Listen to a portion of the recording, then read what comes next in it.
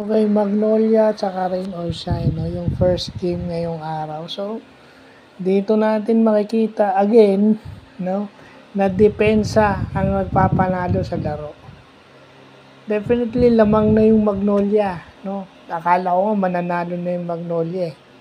Maganda yung laro ni Sanggalang, ni Kuya Cardo Ratliff, tsaka nito ni Save Docero, no? Tsaka nung mga unang sila Abuevo, magaganda laro. Except ito kay Paul Lee. Na siguro dinedepensahan na. Kasi alam naman natin na dating kupunan o dating team ng ni Paul Lee itong Rain or Shine. So, ganun yung nangyari. No? Ganun yung nangyari na lumamang na ang Magnolia. No?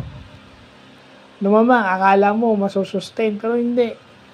No, itong Rain or Shine led by Andre Karakot, no, yung mga defensive staffs nila, perimeter defense, so ibig sabihin Andre Karakot is pasimuno din nung offense na yun, di ba?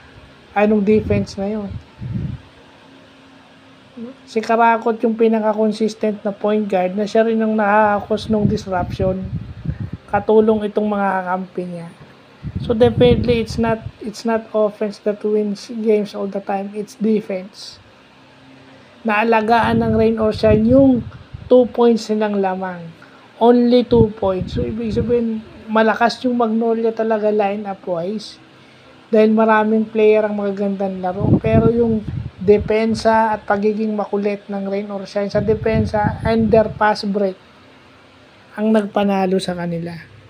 So, ganun lang yun kasimple. Wala tayong pwedeng ibang paliwanag dyan. Is their defense, lalo na dun sa patapos ng third quarter, pagsisimula ng fourth quarter, ayan. At saka yung takeover mode ni Andre Karakot ng Rain or Shine. So, lagay na lang natin sa ganun. No? Then alam mo naman si Coach Yeng, wala yung permanent starting 5, lahat yung ginagamit niya. So kita niyo yung ebidensya ngayon. Kaya lahat may ganang maglaro kasi lahat nagagamit. Habang tumatagal yung tournament, may iba't iba siyang ginagamit. So I'm a fan of that. Kasi walang inggitan, laging may ganang maglaro. Importante yan. Kung coach ka, importante laging motivated yung player mo.